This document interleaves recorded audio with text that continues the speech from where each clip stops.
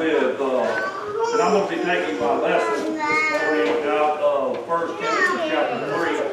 And before I give you a chance to turn, but I'm going to start out saying this. I appreciate you standing up this morning and the church and all. But I also tell the church that I'm sorry for the way that I handled that. Not that I'm sorry for handling it because it needed to be handled at the time, but I am sorry for the way I went about that. And the Lord let me know that I did that wrong immediately and that I needed to apologize to the church. Then both of my grandboys reminded me that I needed to do that as soon as we got to the place to eat as soon as we left here. So when they can point it out to you, you know you're wrong right there. I wanted to tell the church that I'm sorry for the way that happened, but for the way they are. But there's circumstances that come up from time to time that you just have to do the best you can for one. So that's what we're doing here. In this chapter, and last week, and we're working on some of the church stuff, and we're covering a lot of this in Sunday school, in our Sunday school class about the beginnings of the church and how that we are to have a model to go by in the scriptures and how that church model is laid out for us. And if we're truly trying to serve the Lord in the true capacity of the church, we should be able to recognize that model in this church today. We're to be able to look at the evidence in the way that we conduct ourselves to be after that model. And the two ordained offices in the church that we go back and look at in the scriptures are that of a bishop and that of a deacon. And the Apostle Paul is telling the young preacher Timothy here what the qualifications of a bishop is. And I want to go over those qualifications with you this morning and read that part to you in chapter 3, beginning with verse 1. This is a true saying. If a man desire the office of a bishop, he desire good work. A bishop then must be blameless, the husband of one wife, vigilant, sober, of good behavior, given to hospitality, apt to teach, not given to wine, no striker, not greedy of filthy lucre, but patient, not a brawler, not covetous, one that ruleth well his own house, having his children in subjection with all gravity. For if a man knoweth not how to rule his own house, how shall he take care of the church of God? Not a novice, lest being lifted up with pride, he falleth into the condemnation of the devil. Moreover, he must have a good report of them which are without, lest he fall into reproach and the snare of the devil. Now, with the mistakes that I made, that's reading the first 7 verses of chapter 3 of 1 Timothy. I also want to go down each one of those, and because the Bible is, this part was actually written in Greek and then translated out into Old English, and now we bring it up to the English that we use today. And then I talk about it with that Tennessee hillbilly accent and drawl to me.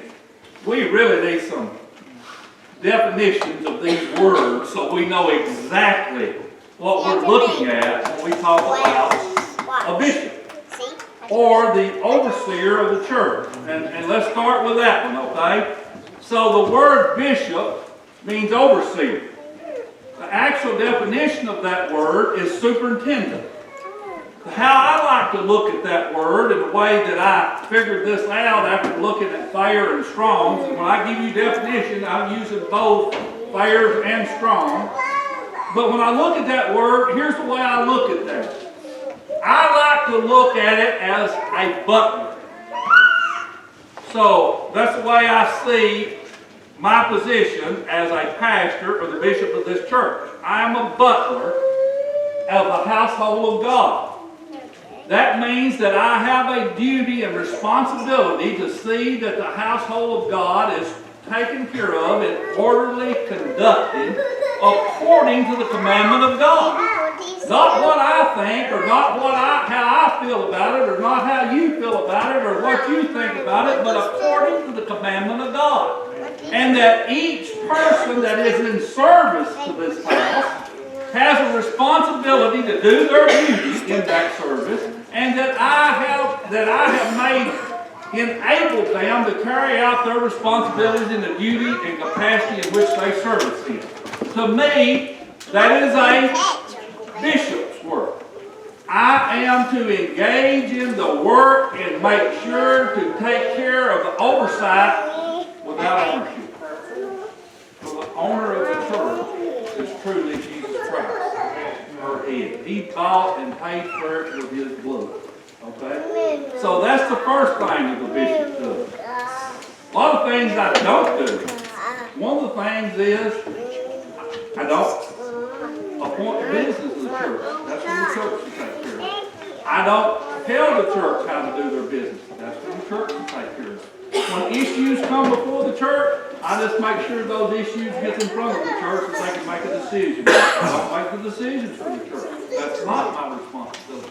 So there's a very defined and limited capacity in which the bishop operates in, and that capacity is set out by God. And then when I do conduct the office of a bishop, there's qualifications here, and this is what Paul was trying to tell Timothy. And let's go over those one by one, okay? A bishop must be blameless. That's the first qualification. Now, that doesn't mean without fault. We all have faults, for we're all sinners in the eyes of God. And we all have faults. And sometimes we're going to come up short. I don't care what you try to do. My dad always told me about being successful in any business. He said, you make more good decisions than you do bad. You're not going to make them all good. But you need to make more good than you do bad, and you're going to be successful, okay? So we're not without, I don't mean without fault. Blameless does not mean without fault. What blameless means is not to be censored, or to be able to conduct the office without the censorship of an individual member or the church as a whole. But in order to conduct that office and carry it out as God leads, guides, and directs. And that censure part of it is taken away when you do the ordination part. And when you take care of the ordination part, you're saying that that man is approved to be out on his own, to confront and be before the Lord, to get direction from Him on how He wants this church took care of. Now, does that mean that that person can go on and do anything he wants to do? Absolutely not. He's restricted by the Word of God and by the Spirit of God. That means I have restrictions placed on me. That means that I have to deal with the Lord all the time. If you don't believe that, you should have been in my shoes this week as the Lord was dealing with me. And you know exactly what I'm talking about. And when I do cross over the line, first the chastisement is God upon me, but if I go further up across that line, then the church is required to take action on me as well. So it's not completely that you're on your own, but you're without censure. Okay? That's what blameless means. It's not that I'm without fault. You'll find fault in me every time. If you want to look for fault in any of your church members, look at me first and leave everybody else alone. Okay? I promise you, there'll be enough there for you to point your finger at. You don't have to worry about all these other people in the church. All right? So find fault there. All right? So the bishop must be blameless, the husband of one wife. All right? That means you're not a polygamist. Okay? For you that don't know what that means multiple wives. You can't have multiple wives and be the pastor of the church. Be vigilant. All right?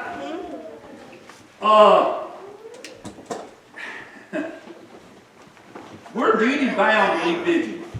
Okay? That means I have to always be watchful. I'm a weary sort of a person. I don't, when somebody comes to the church door, I'm not going to judge you. That's something my father told me a long, long time ago, and I'm not going to do that. I just am not going to do that. You're going to prove yourself. And when you prove yourself, then I am to take action according to what you prove yourself to be. Let me tell you something else. As members of this church, don't judge people. Don't be a prejudice. Don't be prejudiced, because you're just as much a sinner as anybody else is.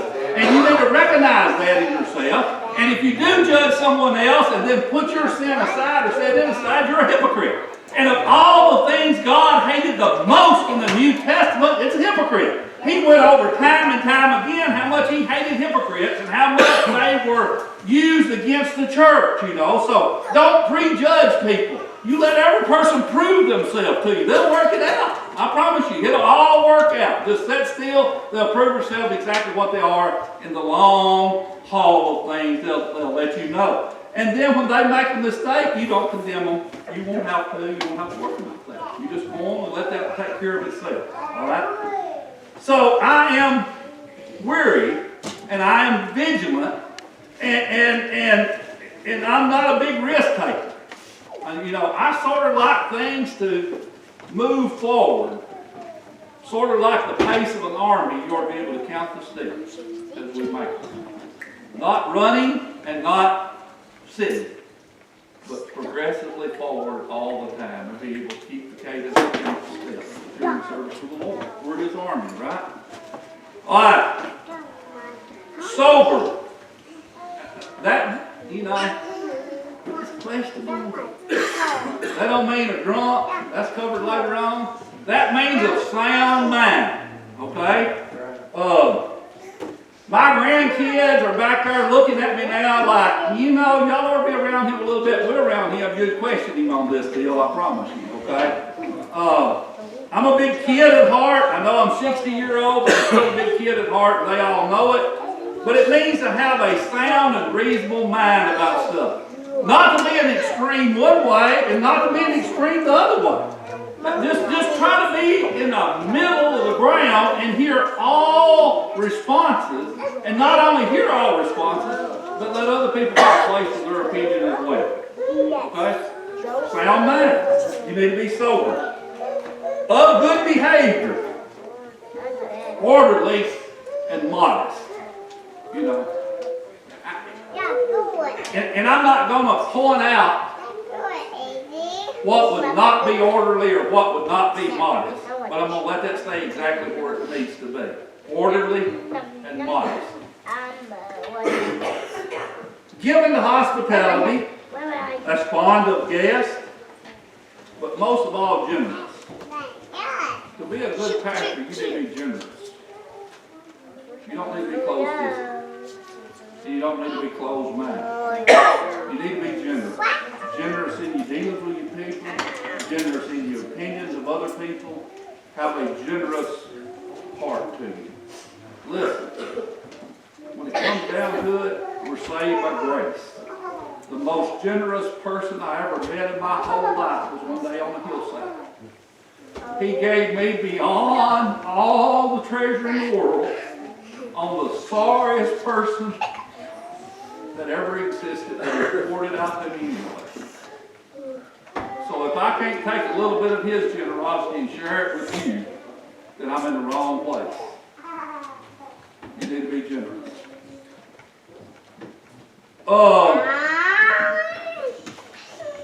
Help to teach. Able to. Not that you need to every time that you stand in the pulpit, but you need to be able to every time you stand in the pulpit. Somebody ought to get something out of it. All the message that you teach. Not given to wine. Don't drink. I've heard that. Well, you're not supposed to do this, you're not supposed to do that. That word translates out simply to don't be a drunkard. Don't do that. Okay? Now, to let you know that it means don't drink, actually when it goes over the deacon's qualifications down there, it tells him not to be a drunkard, okay? It uses that word explicit. So, don't drink. No striker. Don't try to solve all your problems with your fists. Not greedy of filthy lucre. That means don't let greed dictate whatever you're doing or how you're conducting yourself. All right? Patient. Not a brawler. That means don't be ready to quarrel. Every time somebody brings up, you shouldn't be right against it, an antagonist, or trying to get them to threaten you or you threaten them. Don't be a brawler. Not covetous. What happened to what? No, remember it's on the commandment. Thou shalt not covet. I promise you it's there. Oh, right here it is. Number 10. Thou shalt not covet. Okay? Actually, that word has 3 definitions. This is the first one, thou shalt not covet. When it says not covetous there, thou shalt not covet. That's the first one. The second one is this. Not to seek things, not to do everything you do to acquire gain. Now, that doesn't mean just necessarily money, but that means in position or in indebtedness. You know, I've done that for you. Now, here it's time for you to support me. Not do that. That's what it means, okay? It says don't do that. Don't try to use your position for gain. Okay? Don't try to use the church's position as a pastor for gain. Third thing it means.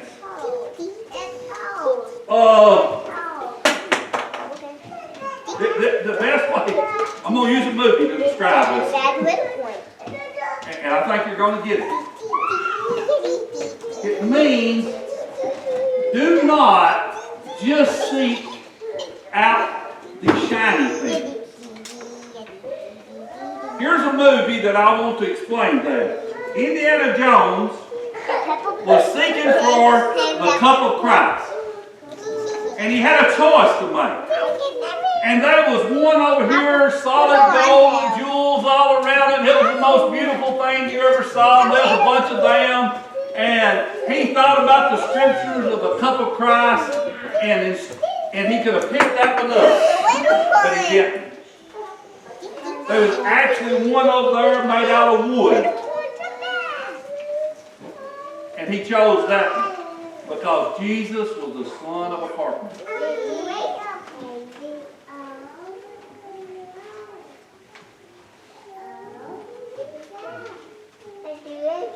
That's some good stuff.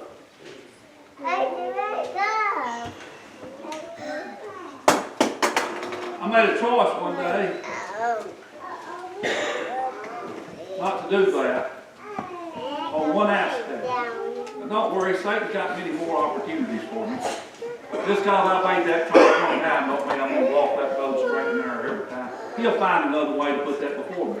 But I did make a choice one time not to do that. And then my oldest grandson come to me and asked me about my choice. And I got the opportunity to explain that to him. It was worth its weight in gold. I told him, son, if I lost everything I had, it's been worth it to sit down and talk to you this one time to show you the direction that you need to walk your life in. And I truly meant that from the bottom of my heart.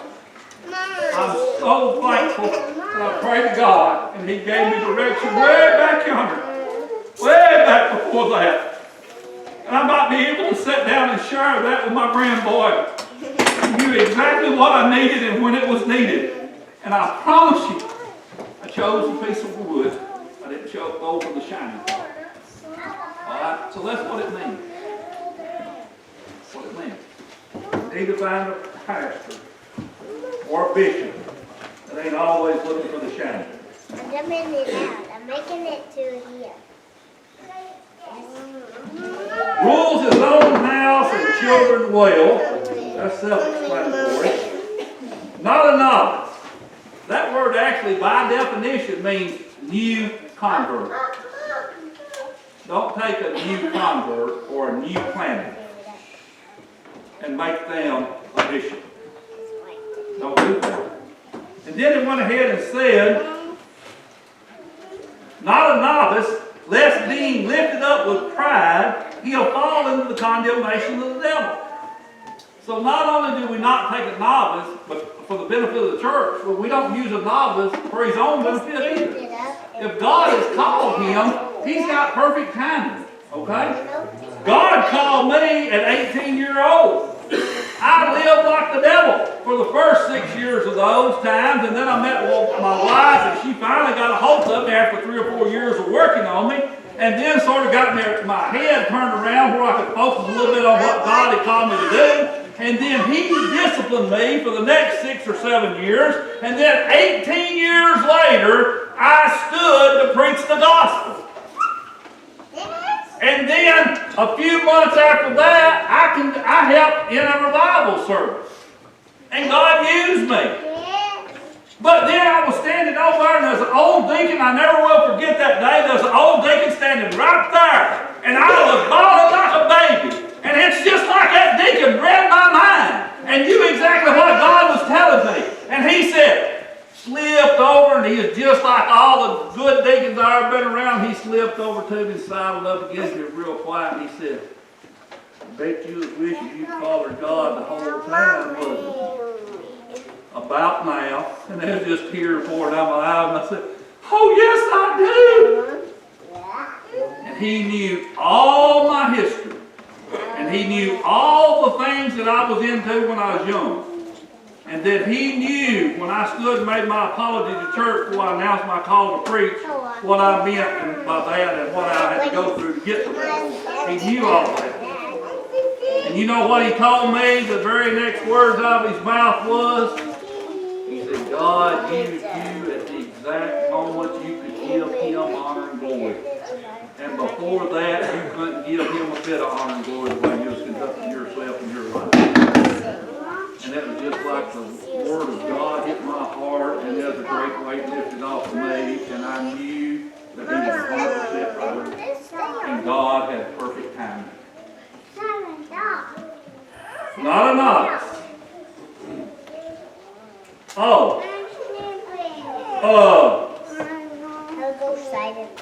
Here's the deal.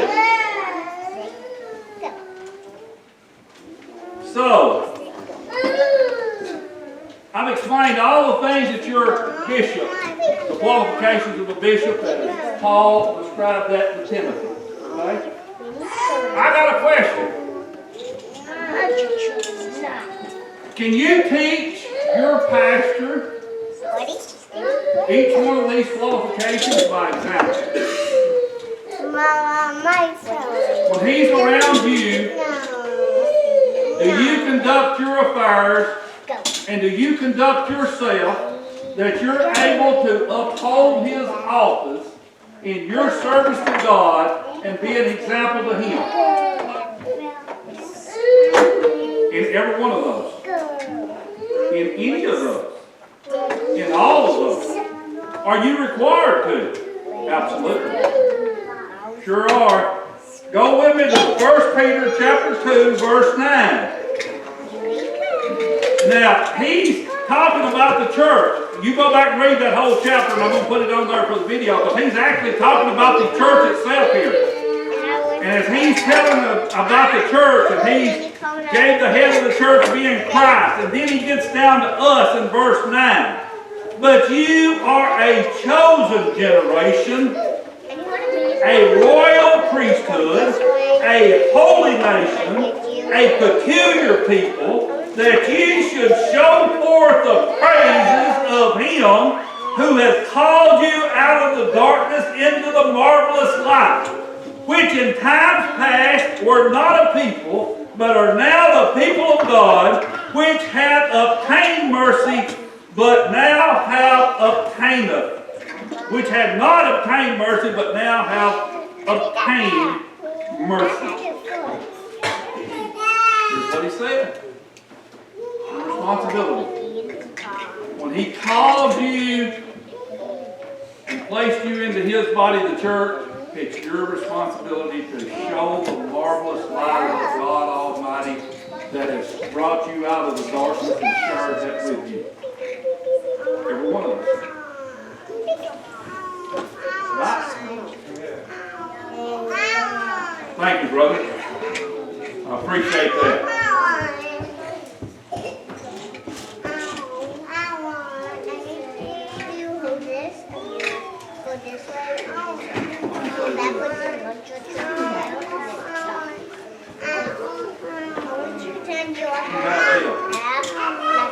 In time of need. And when we fall into our weaknesses, we can turn to him and ask for his help, and he can lift us up. And he can put us right back on the path right where we fell off at, and he can move us forward, each and every one of us. He loved us enough to save our souls. He loved us enough to give us guidance and direction on how to conduct our lives, how to conduct be Hands. a light, an instrument in his hand for him to use No, I had to hold to it. show others about what they need. May God bless you in prayer. I'm going to leave you with that today. Let's stand together. Whoa, sorry. Go ahead, Zane, take care of that. Before we stand together, the Lord laid on my heart this morning to open the doors to the church, and I want to do that.